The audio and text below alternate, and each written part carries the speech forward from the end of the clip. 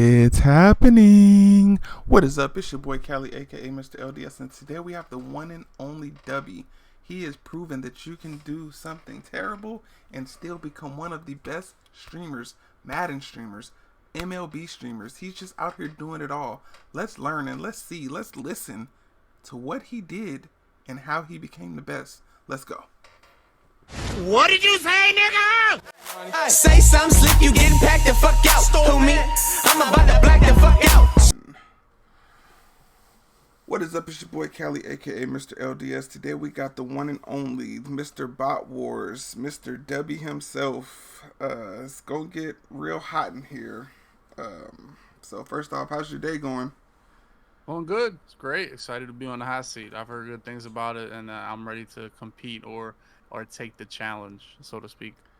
All right. So let's start with the first thing. Where does the name W come from? W. Actually, what was W?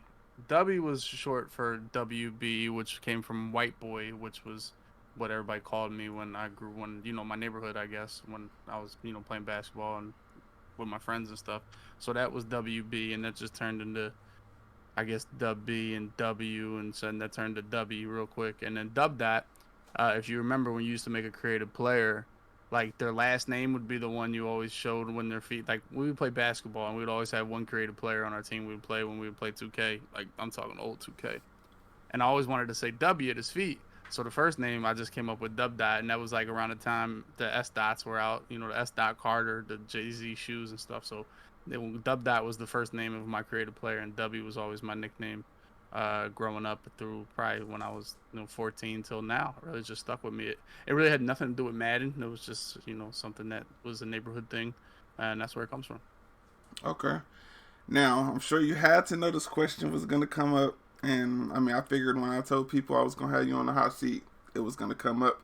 So, we don't shy away from questions. You answer it how you want to answer it. But, what is the whole deal with you? And I know it's a couple years ago, like 2016, the whole N-word popped up. What happened? Well, it was like 2010, I think it was. Oh, okay. But like I said, is where I grew up with my friends. The majority of my friends were black, and I guess, in art, I guess we've always joked about it, and that was just me joking about it entirely too much, and taking it entirely too lightly. Right. At a time where I didn't know really what social media was. I was a regular person. Now social media is kind of my job, and at the time it happened, I really didn't know that it was like public like that, I guess. Mm-hmm. And I wasn't a figure in anything. But it obviously was a bad taste and just something that shouldn't be thrown around, I guess. But it taught me a lot, and it's definitely made me a better person. The biggest thing was just always understand everybody's feelings. Whether you offended somebody or somebody's mad at you or somebody's not going to like you anymore or somebody's not going to deal with you anymore. You really just, through that experience, you just kind of really be aware of everybody's feelings and how everybody can take something, whether it's the right way, the wrong way, whatever it be, but you're just always now conscious of other people's and their beliefs and their heart, essentially. And you also accept that people will just no longer want to, do anything to do with you. So for me, it definitely taught me a lot, and it's made me a better person. And the world has definitely, I don't want to say the world has changed. I think all this stuff has just become more public and more in the spotlight. So it's definitely been a different 10 years for everybody, I guess. But like I said, that was when I wasn't young because I'm 34. I definitely was of age. And it was just back and forth shit talking with one of my best friends. I was my best friend for real, but like I said, it was in bad taste and definitely something that I learned from and overcame. And I also think it's good to kind of go through the cancel culture thing. You kind of understand what it's like to be on the other end of it. Where Right. you have a bunch of people that don't know you at all. Right. And don't know, have never met you, have never talked to you, have never heard you talk, have never experienced anything in your life, and they just completely, have the utmost judgment and hate for you instantly. Some obviously part of it justified, but it still is a I don't want to say it's definitely an overwhelming thing. It was overwhelming for me, and even at the time, I didn't know it was going to be that big of a deal, and you learn quickly. So every time one of these cancel situation comes up, or everybody turns their back on people, or they just try to just cancel people, I really kind of have a feeling for both sides. So definitely was something at the time is super detrimental for my career, and that I haven't worked with any big companies, EA included. They in fact left me out of the game when they made all the coaches. I was never a part of the coaches in the game. I was never part of Madden Lives. I was never part of anything with EA, and I mean it's completely understandable. So I'm really not uh upset. I mean I'm upset about it, but when it's understandable, you can kind of accept it, and that's where I'm at. But it's definitely it's hurt my career, but it's made me a better person, and for that I'm more grateful.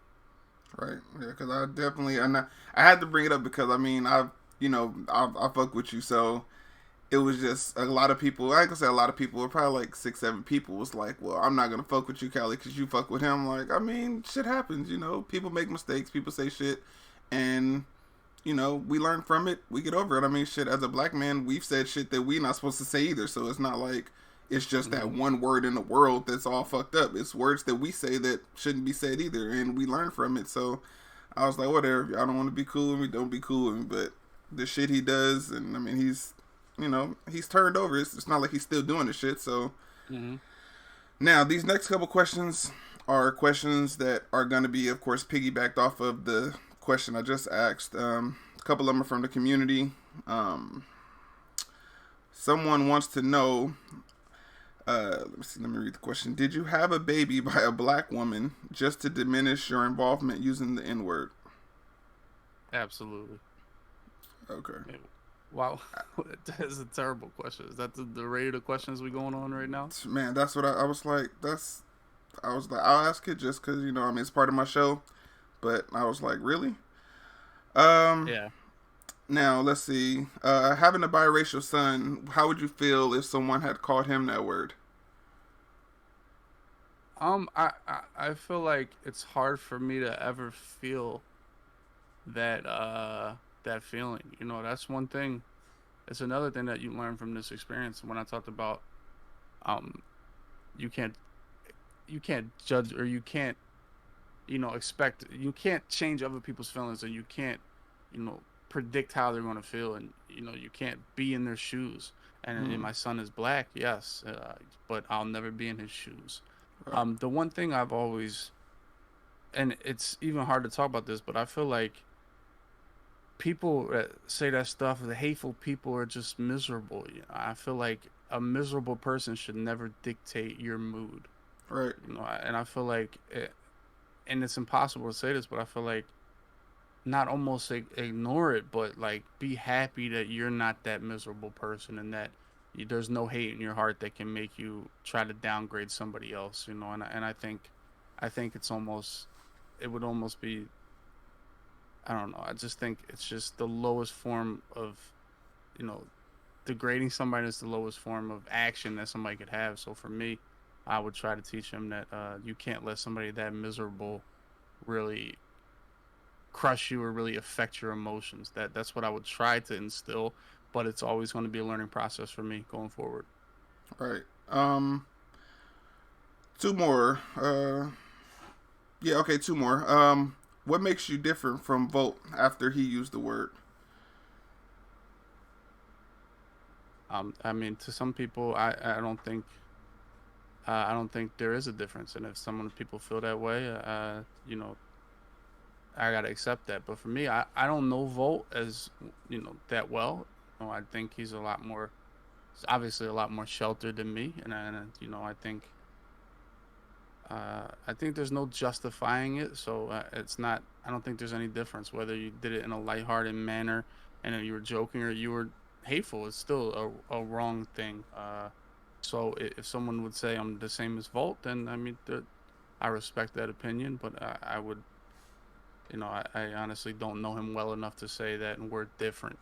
He might not be a terrible person. Honestly, I don't. I haven't had too many conversations with him. I've never had to spend time with him, nor has pretty much anybody. So for me, Right. it's hard to judge that man. Obviously, the only thing we have to judge off of him. I mean, people interact with me every single day, so I think if you were to interact with me, you can go ahead and make your own decisions. So that's the biggest thing, man. When that's your only evidence or your only part of your quality that shows or the only thing people know you for, then it's hard to, say you're different than that. But for me to continually show my face every single day for the last, 4 or 5 years, it's given you plenty sample size of interaction with me to be able to form your own opinion. I'm not going to get in here and tell you I'm different than the next guy. I'm better than the next guy. I'm just give you ample opportunities to form your own opinion on me and my personality.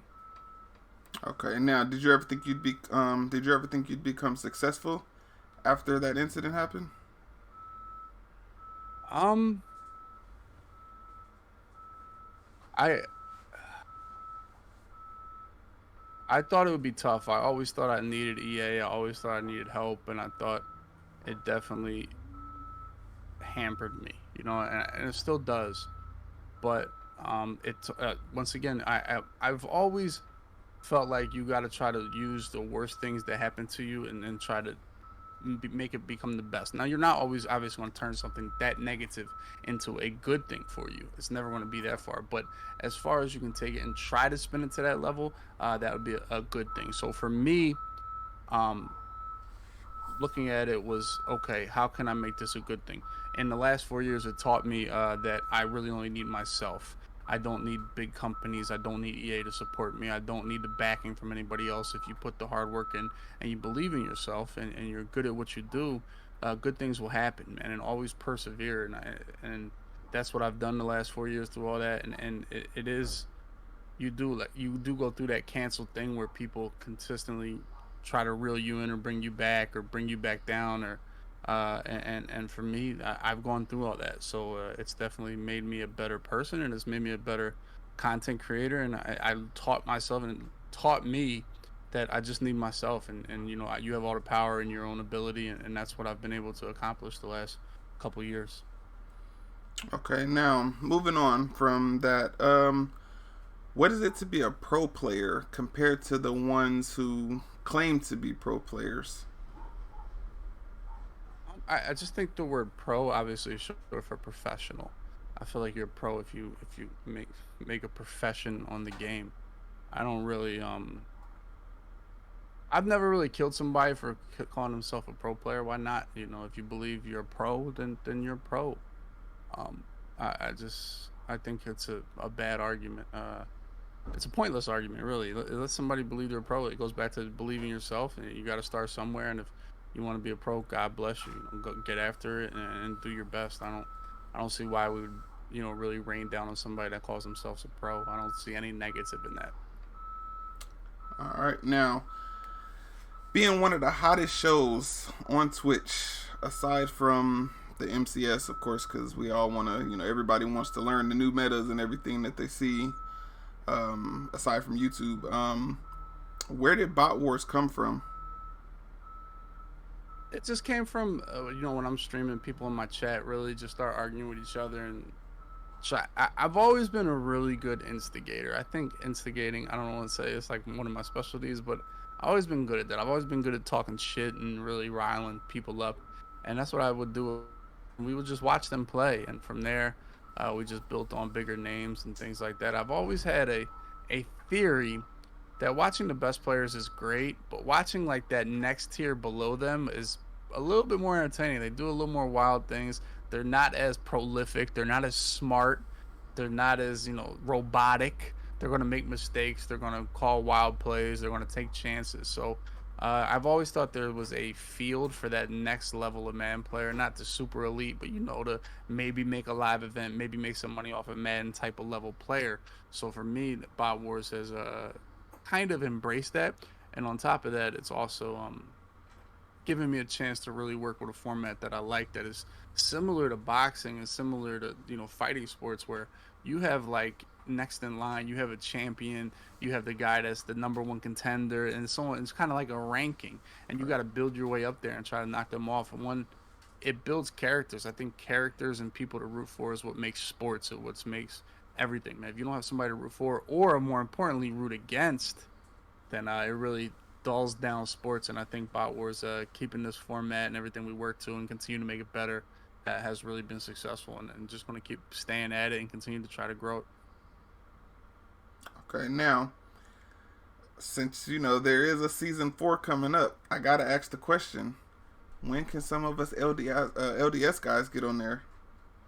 Now, that's a great question, and I'm glad you asked it because what we're going to do for Boss Bot Wars 4, I already have, I got 8 guys picked out that are going to play, right? Mm-hmm. But I have one more spot open. We're going to have 100% wide open tournament that you can join for free. You don't got to be subbed to me. You don't got to pay money. You just join this tournament and you play in it. Whoever wins this tournament, it's going to be Thursday before Bot Wars. It's going to be August 19th is the tournament. On Xbox Next Gen is the tournament.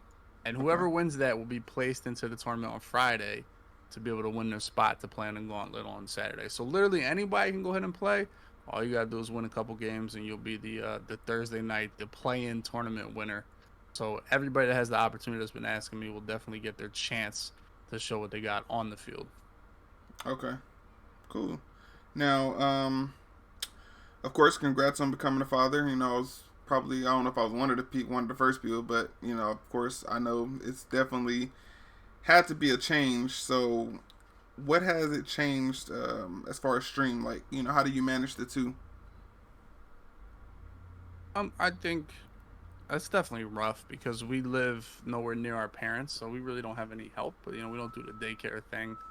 She works pretty much all day, and then I work all night for the most part. And then in between it, we spend a lot of time together, and she watches them during the day when I try to sleep and so on and so forth. But it's been 6 months. We've gotten used to it. I've tried to keep a good schedule here in the summertime, so Madden season is not that big of an upgrade or that big of a change.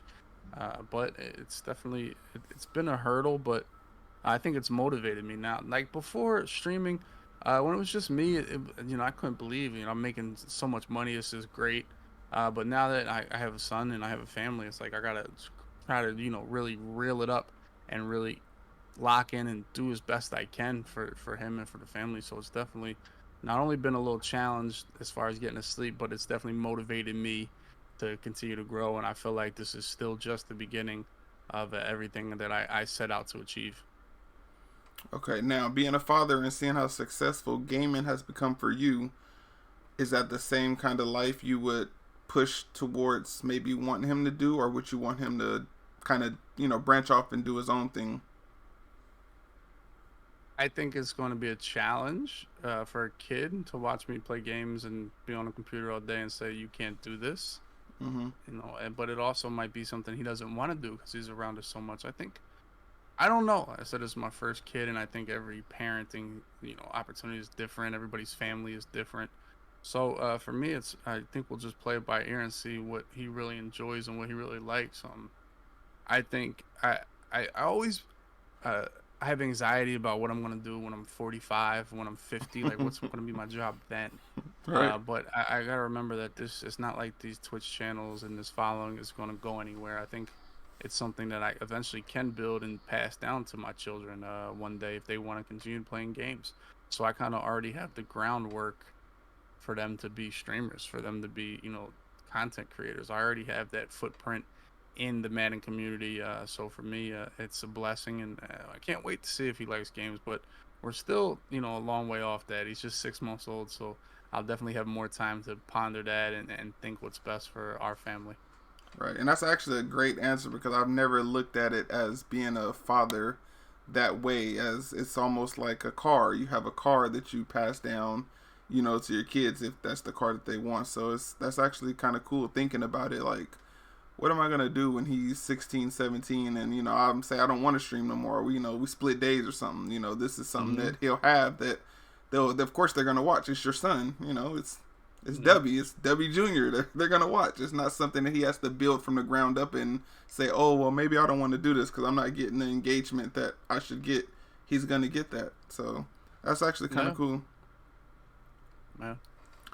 Yeah. Now, when did you become an artist as far as Um, drawings? yeah, I've always done that pretty much since grade school and grade school, middle school, high school, some college classes, everything, summer course, everything I could take, I took. And I've definitely taught myself a lot as well. It's always something I like to do, and I don't say it relaxes me, but it's a nice little hobby. But right now, it's so much. I'm spending so much time on content and streaming and games that I haven't had too much time to draw like I wanted to. But that's also part of my retirement plan. Once I'm a little bit older, that'll kind of steer myself into that realm and that essentially that business of artwork and things like that. But right now, gaming is pretty much my main focus business wise. But art is always my second passion and one of the things that I love to do in my life. So I've done it my whole life. Okay. Would you consider yourself the best Madden streamer? I think yeah. I mean, it's not that like it's not a knock on anybody else. I feel like I always feel like my content is the best. I feel like I have the best ideas. I feel like I'm keep it the freshest, and I want to be the best Madden streamer. That's my goal. I want to be considered that. I want it to be a no doubter, and that's what kind of fuels me to keep going. And I'm in a place. I'm in a place with Twitch that some people could get complacent, but for me, I want to keep going. I want to continue to improve, and being the undisputed best Madden streamer is something that I really strive for. So. For me, that's the ultimate goal, and I love when people tell me that because it feels like I'm doing something right. All right. What inspired you to stream?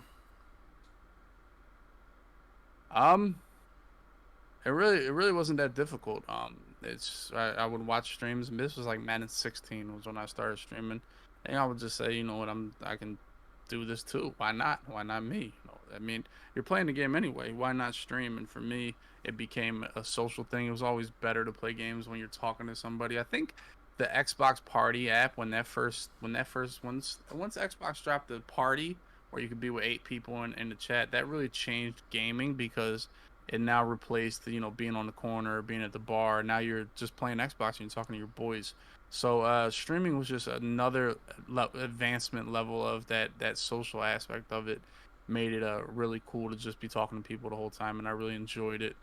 And and they told me I could get paid. Listen, man, I mean, I was 29 years old when I won a man championship. So for me, it's not going to happen that often. So I knew that. I knew that it's hard to really put your bank on that and really rely on it. So any opportunity I had to make money playing the game, I wanted to go get that, and that's what I had. It was good for me because I was older, and I guess I was a little smarter than some of these kids that win. And some of these kids that have a little bit of spotlight, I try to take as much advantage of it as I could, and just build from there. And I'm glad I did.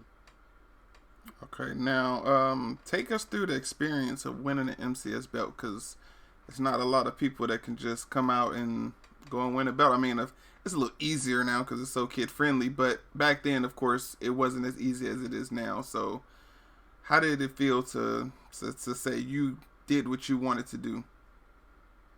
The biggest benefit of winning the belt is that nobody can question your Madden pedigree or your Madden status. It's kind of solidifies you as, I guess, pro isn't the word, but expert, I guess, or elite. Mm-hmm. You're in that rare group of people that won a championship, and I think I think most Madden players would agree. I won the best Madden tournament they've had in this MCS era. Not only it was good money, it was $75,000, which is now they're getting up there a little bit, but for me now, back then I actually played at the Pro Bowl. We played in Houston at the Super Bowl, so it was a lot more excitement. It was a lot more live crowds, a lot more energy. I also was blessed to beat in the Final Four. I beat, for me, the two best man players ever in Skimbo and Problem. So I will always hold that, you know, I guess to my deathbed that I beat the two best man players ever in that Final Four. So for me, that made it a little bit more special, and it was just a great atmosphere. So, but the biggest takeaway is just, people really can't question your Madden prowess or your Madden opinion or anything like that. you have solidified yourself as an expert and an elite Madden player pretty much for the rest of your life. Now, would you say Madden is more kid friendly? In your opinion, is it more kid friendly now, or has it just evolved a little? Man, I'm not the biggest. I don't want to say talker about the game or complainer about the game. I think it's. I think this year was really good. I think we're going to miss it. But I think it's always going to be something that people can say is kid friendly or it's easier or the game is getting the skill gap and things like that. That's really not my spot to say. I guess I just take the game for what it is. I play it and try to be the best I can at it. Really, I mean, I think if you get caught up in that, the game is too easy. The game is everybody can compete. Then you're never going to compete. You're never going to separate yourself. You're going to be stuck in that attitude and that kind of misery of it's the game's fault. Then you're never going to succeed. You're never going to be excel to the level that you can, man. I always tell people, tell me the advice for competing in Madden. The first thing is accept the game. Accepting the game is the first hurdle that people need to take if they want to compete, man. If you're gonna fight the game and have mental negativity towards the game and your opponent, then your opponent already has an advantage. He's got two things working for him. So for me, I've always been a big accept the game, learn it, and build on it, and just embrace it is my biggest advice that I give people. Okay. Has gaming and streaming made you friends? Oh, absolutely. I think that was the case before I started streaming. I mean, I know guys for now it's probably going on 15 years from playing Madden, from playing Gears of War 1 was a game I played so much. So for me, absolutely. I mean, Vilma is probably the first guy I met from gaming in person, and that was probably 12, 13 years ago. I was probably Madden '08. Wow. Yeah, so now we're on Madden, 21, so, or was this Madden 22? So, yeah, that's almost 13, 14 years ago. So, yeah, it's definitely made me friends, and this is, it's almost to a point where it's kind of, I don't want to say override or overruled, but kind of surpassed my real life friends. It's tough to keep a balance, especially now I live in Ohio, so I don't live anywhere near home. So for me, it's tough to kind of keep that balance of staying in touch with all your real life homies, and then at the same time building these relationships online, because the online relationships are really kind of the backbone of gaming. Really, you meet so many people across the world, well, across America. We're not playing other games over than Madden, really, and that's just America. But across America, people all over the place. So it certainly made me lifelong friendships. Okay. Do you think spending a lot of money on Madden gives you an advantage in the beginning? Oh, in the beginning of the game, absolutely. I would probably say the first month, absolutely. I mean, if you're spending money, yeah, your players are going to be faster. Players are going to be better. Yeah, the first month is brutal.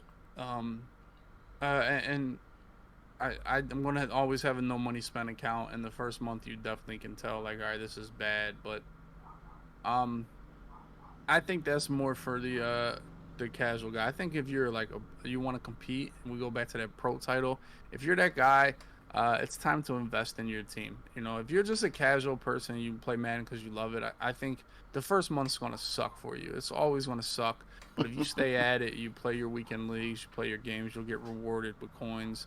And like I said, I'll have a no money spent account, so I'll definitely be grinding that as well as the main account. But if you're a pro player, you want to compete, I want to go. It's time to invest in your team. I think you have to at this point. And this is another thing. It's almost like I talked about accepting the game. How about it's time we accept MUT? I've accepted it. I've always liked it. I've always enjoyed it. I spent money on my team before I could win anything. Before I was streaming, I would spend money on my MUT team.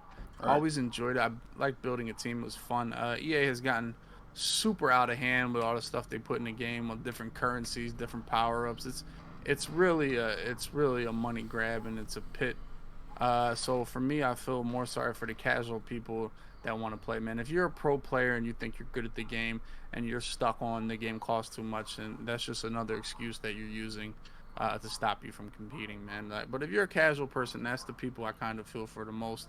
Anybody that wants to compete, I feel like if you're good enough, it's an investment in your success. It's an investment in your future. So for me, I've never really cared to hear the pro competitive players complain about it. I feel more bad, worse for the casual guys that are struggling because not only are they casual, but their team's a little lacking the first month. Now, if you grind and you get after it the first month, you play your weekend leagues, you do your solos, you grind your team, you can definitely compete. I know that for a fact.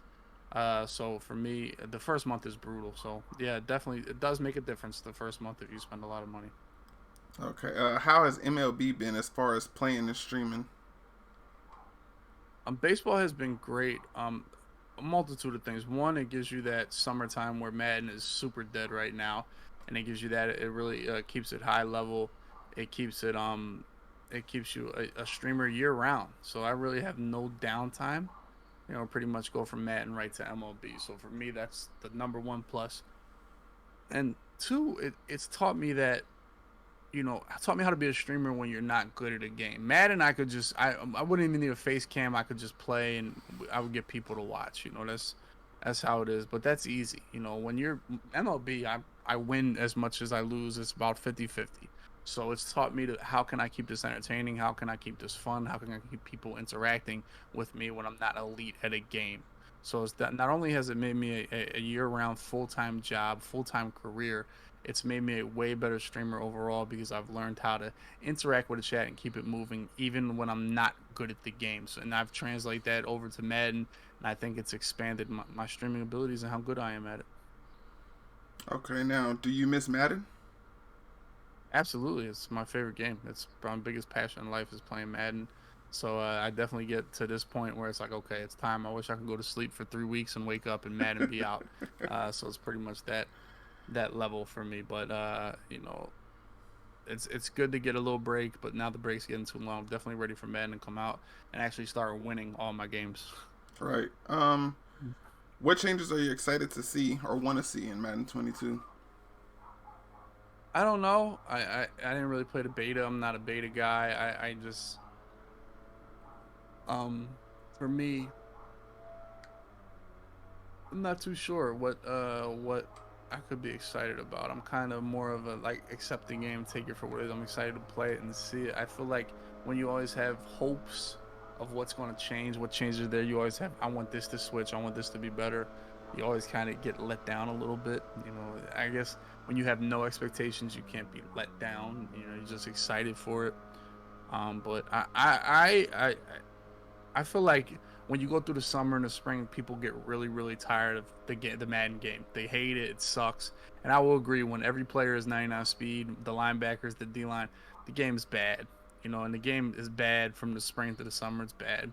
And I think we let that kind of dictate. We let that get to us and kind of make us form our opinion on the whole year. I'm one that really enjoyed Madden 21. I'm going to miss it. I hope this game is as good as Madden 21. So for me, I don't know what they could have improved on that I would have liked, but for me, I just go ahead, let's get after the game, see what it's like, see what's new about it, and enjoy it. All right, so gotta ask the question: no abilities or have abilities? Which one abilities, would better? I am on the field that abilities are one of the best things they put in Madden, and I'll tell you why that is. Well, first of all, from Madden, we got to start with this. From Madden 20 to 21, it was a huge improvement in abilities. I don't think there was any super OP abilities. Like Madden 20 was brutal. Between the arm bar, the jukebox, the nasty. Remember, it was so many broken abilities. Yeah. I think Madden 21, if you take the growth from Madden 20 to 21 on the ability side, and you keep that going, you can get to a really good spot. And the reason I really like abilities is because Madden's going to drop here in a couple weeks, right? And you're going to say, what wide receivers do you want? Now you're going to say Tyreek Hill, obviously. Maybe you want Julio Jones. But what abilities have made is that, okay, I can get that Keenan Allen because, he can get route tech because he's a route runner. He's going to stand out on the field like he does in real life, even though he's not the fastest wide receiver. Now, I grew up in Madden where, you know what, there's no way I would take Keenan Allen over Tyreek Hill, or I wouldn't take Keenan Allen over Brashad Perriman, right? Right. Give me just the fastest guy. Abilities from the receiver position have definitely made them way better, way more viable route runners that aren't necessarily the fastest players. So for me, it's made those players that are really good on Sunday, route running and things like that, really stand out on Madden. The same thing with quarterback. Like, when have we had a game where the pocket passer was the meta, right? That was this year. The pocket passer was the meta. Passing the ball was the meta. Now, obviously, when the golden tickets came out and the quarterback could do everything, I feel like that's a little bit different. But the pocket passer was the meta. So for me, when you look at that, it's like, wow, that's because of abilities, right? If they all threw the ball the same, you would still have the fastest quarterback. But because of abilities now, you know, the pocket passer slings the ball a little bit better. The pocket passer has hot route master. He can do some different things on the field as opposed to the scrambler. You know, so I feel like that brings us back a little bit more to real life. And then, okay, maybe I want that Tom Brady. Maybe I want, you know, that Peyton Manning, that Drew Brees, because they have those abilities that the scrambler might not. Just like Tom Brady has those abilities in real life that, you know, Michael Vick and Lamar Jackson might not. Right. And Madden never really had that separation until abilities. So for me, I think it really helps make the good players in real life better on the game. So for me, I've always thought it's a good thing. And if you take the improvement from Madden 20 to Madden 21 and you add that to Madden 22, it should be in a really good spot with abilities. Okay. Now, aside from Madden and Twitch, why was your Twitter account banned? And do you ever think you'll get it back? Twitter was suspended for posting highlights. I would post highlights of Madden clips and I would have music on them. That's why my Twitter account got suspended. So I don't know. I'm kind of over it. You know, what are you gonna do? I feel like for me, it's another.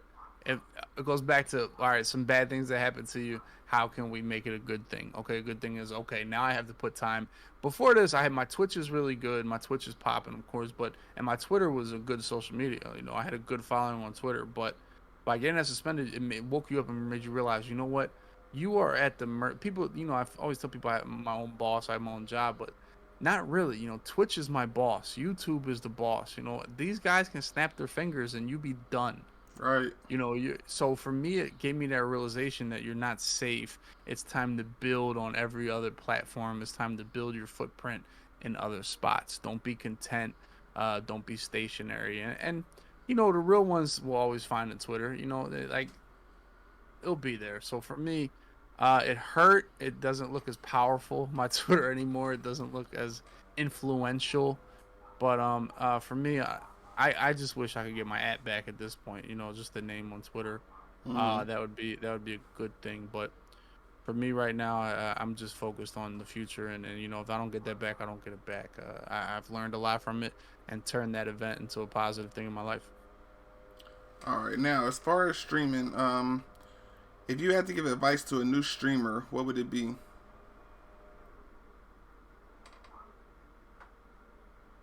One thing you know what, everybody's little path is different. Now I pretty much just played on Twitch. I prospered on Twitch alone. I feel like there's different avenues. I feel like if you're a streamer and you're streaming to 4 people or, you know, under 10 people, and you know you're doing it for 8 hours, you're not justifying. It's not getting you anywhere. Twitch has the lowest discovery rate of any one of these apps, any one of the social medias. I feel like if you spent 8 hours on Twitter talking to people, you would make a bigger footprint on social media than if you streamed for 10 hours on Twitch with single digit people watching you. My biggest advice is work every single social media avenue that you can. So say you're a new streamer and you have an 8-hour workday, right? I feel like maybe 4 hours max on Twitch, you know, just to get a schedule down and really get a routine. So for me, if you're a streamer, I want to be a streamer. Sitting on Twitch isn't going to make you a streamer. Being a streamer is kind of being a social media figure. I think if that makes sense. I think if you spend more time on Twitter, more time on Instagram, more time on YouTube, and TikTok right now is one thing that I've really gotten into. It's had the fastest growth rate of any social media. So I would check out every single social media avenue. Also spend time in other Twitch chats. Meet viewers of the game that you play. I think I always ask myself if I was if my identity was deleted, all my channels were deleted, could I start again as Joe Smith that nobody knew? Could I start again and make a successful Twitch channel? For me, if I hit, I mean, yeah, if I had my personality and if I had what I know now, and all the, I guess all the knowledge that I have now, yes, and that's interesting. I really want to start a YouTube series about helping streamers and different questions that streamers have, because I feel like it's such a big industry now and it's such a dream for people, and it's almost to the point where I'm almost a better streamer than I am at anything else, whether it be Madden, whether it be drawing. I think streaming might be my biggest skill right now, and understanding what works and what doesn't work for me. So I think that's one of my next YouTube series I want to work on and try to help out other people and help them become better streamers. All right, now, in my opinion, and I say this with my opinion because a lot of people like to watch my show and just bash the hell out of me because they clearly don't hear me say my opinion. What is it with, I've noticed a couple people on Twitter, they go on there, well, actually I'll say they go on Twitch. They start with Twitch and that's, for instance, I'll use you as an example. They watch you and they see this guy is getting a lot of viewers. They're engaging in it. I can be him, and they pop on their Twitch, and a month goes by, and they're still getting 2 viewers. And then, this person has quit their job. They feel like they just got the it factor, and they figure out life hits that they don't have this it factor now. They're not getting the views on Twitch. They lost their job, or they quit their job, and then they go on Twitter and, oh, well, I'm sorry I got to do this. My mental health is getting to me. And what do you think? I mean, they use the mental health thing. They say they're not going to stream. I can't do this. But then a day or two later, they're back streaming again. Do you think that's just for a clout to get some type of sympathy, get more viewers, or, what is it? I don't really know the question, but I don't really know. I feel like everybody's situation is different. Everybody has to do what's best for them. If someone thinks, man, I'm gonna use this to maybe make people watch me. I do think streaming is a super stressful job. I think content creation in general is a stressful job because it's such a comparable job. It's such a you're always in competition. It's always analytics based. How many people are watching me? How many people are interacting with me? That's important. And you're always looking up. It's a job where you're always looking up. So all the people that are starting streaming and are like depressed and they're kind of bummed out, just know that I have the same feelings, consistent same feelings of being bummed out. How can I get better? I'm not doing better than this guy. It is a consistent feeling for a content creator, and I don't know how to combat that feeling. I don't know how to embrace it. I've embraced it by it kind of fuels me, but it is always there. So for me, that is on every level, and some people takes it really toll on them, but I can't really comment on other people's situations and what they choose to do, because like I said, everybody is different. But I will tell you that the streaming and the content creation field is a stressful, anxiety filled, and a depression filled type of field, because you're never satisfied and you're always looking up. That is definitely true, especially when you're doing more than just Twitch. You got YouTube, like you said, TikTok, you got Twitter, Instagram, things that you're trying to promote yourself on. So it definitely can be stressful and take a toll on you. And then on top of that, if you do have work, you got to go to work. Yep. So you're thinking like, damn, I could be at home streaming, but I got to come to work. So, yep. It's definitely stressful. What is the meaning of needed, and how did it become a brand?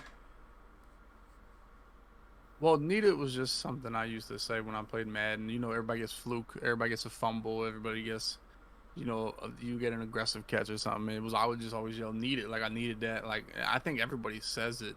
It was just something I embraced and kind of made that was my first slogan. I feel now after streaming, I have so many different slogans, so many different sayings, so many different, I guess, mannerisms and things that I do and say that come synonymous with myself. But that was the first one, and it was a no doubter. This is going to be the name of my business. This is what I'm gonna. Now I'll tell you, I went to Orlando was my first live event I went to. Now I've always struggled with like confidence. I feel like everybody kind of struggles with confidence to some extent. But I went to Orlando. I was a final 16. I got $5,000. For me, that was a big deal. I was happy. I was pretty much content. I want to say I was happy to. I felt like making that first live event, kind of. It went back to winning the belt solidifies you. It gives you a little bit of power, a little bit of clout in the competitive realm. Like, yeah, I made this event. It was tough to make. I'm proud of myself. So I was happy to be there. I didn't get any shirts or anything like that because I really didn't. One of my biggest things is you don't want to look like an ass, so you don't look like a fool. And I was like, man, if I get shirts made and stuff and I lose, I'm gonna look bad. I'm gonna look stupid. But you know what? That day, or it was like, oh, you were probably there from like Wednesday to Sunday, and it was like Thursday. And I'm like, you know what? I just got a full send and believe in myself. And I actually called up a company in Orlando, Florida, that made the first Nita shirts that I wore in that live event. They just said like need on the front, and they were trash. But I went and got them made in Orlando. I had to take an Uber to go pick them up. So the day before I played, I got them all made, and I wore them, and I won in Orlando. And then after I won that big game to get to Houston the next week, then I went home and I said I want to make a shirt, and I want that shirt to say "Need More." I got to win 2 more games. So I went and made that, and I wore that to the finals, and I won those 2 games, obviously. And so it just was a story to believe in yourself, and you're not always gonna have confidence all the time, but in the right moment, man, I just had that utmost confidence and went for it and just full sent, and it worked out for me. So needed was a just my slogan. It turned into the name of the business and the gaming organization. Okay, now as far as streaming, how do you feel about people? Well, I'm not gonna even say people. How do you feel as far as views from subs? Like, some people feel like they have to stream to get subs. Like, I want to get subs. Do you feel like it's a money thing for them, or do you feel like it's just, you're just basically doing what you love to do? Um, Look, one thing about streaming is you can't be ashamed to want to make money from it. We got to step back and realize that, of course, I love to stream. No, people stream to make money. It's an opportunity to play video games and also make money at the same time, right? Do what you love and make money. Nobody's nobody's like streaming because I really like it. Now I love it, of course, but ultimately I started it because they said you can make money from Right. playing the game, Right. right? So and there's no shame in that. That's just like someone. There's no shame in somebody being a mechanic every day. You know, they might love being a mechanic, but they do it to get paid. People stream to make money, and people want to get subs because that's how they make money. So there shouldn't be any shame in that. I want to boot up a stream because I want to get subs. Some nights I want to go to bed. I want to go to sleep. I'm tired, but I say, you know what? I might not get 50 subs tonight. I'm let me boot up, get my sub count, keep it up there. Because if I take 2 3 days off, it's going to be detrimental to my money. And Right. that goes back to that only depression thing where you're always thinking about more, more, more, more, more, more, more, and you're never really content. It's a hard place to balance. But the number one thing is, you should never feel shame in wanting to make money. That's why you're in the streaming. You might love it, but the reason you started is because you want to make money. Right. Now, as far as, of course, I know it brings in a lot of money for you. Your girlfriend, soon to be wife, right? Yeah. Okay. How does she feel about you streaming all the time? I think it's easier because she met me when this was my job, right? I feel Okay. like if you have a job now and okay, now it's time to quit, you want to make that jump off the plank. Okay, now it's a little bit harder. Now it's a tougher decision. But she met me like this is my job. I'm paying for all our dates. I'm paying for the vacations. I'm paying for everything because of Madden, not because I have another job. Literally, this is my job, and we have never really. I don't want to say we never wanted for anything, but we've been pretty well off the last couple years, and now with the boy, we've done well. So it's easier when she already sees that it's a job. If you're in that transition period, it might be a bigger plank to jump off of. So for me, I never really, went through that transition in a serious relationship. But for me, it like once you see the dividends, it's hard to ignore it. And you see what I've made, and it's hard to ignore it. And not only money wise, but just the following and things like that. It's hard to have anything negative to say about it. Okay, now having a son, do you feel like it's uh well, I'm trying to figure how can I put this. Now, if you would have had a girl, do you feel like it would have been a lot harder as far as the two, as far as streaming and taking care of your daughter? I don't think it would have made a difference as far as streaming. I think I'll tell you what when we went to find out what the sex was of the baby, uh, I was kind of I feel like I wanted a son, so naturally I'm a guy that I'll prepare for what I don't want, or I'll prepare. Okay, we're gonna have a daughter. It's gonna happen. Let me mentally prepare for that. And when I heard it was a boy, I couldn't anticipate the excitement I've had, and just the excitement every day building up, because it's like everything I do, like I just think about I can't wait till he can do it. I can't wait till he can run. I can't wait till he can. Legos are probably my number one thing. I can't wait to start building Legos. Now I'm going to buy the most ridiculous Lego sets when he's like 4. He's not going to be able to make them, but I'll make them. So it's kind of bringing out the kid in me already before he's even able to do anything. Right. So I'm super excited about the next couple years, the next 20 years, and spending time with him. And it's to the point where our next baby, I definitely want another boy. I want a whole team of boys just to do stuff, really. So that's what I'm excited about. I don't think it would make a difference streaming wise.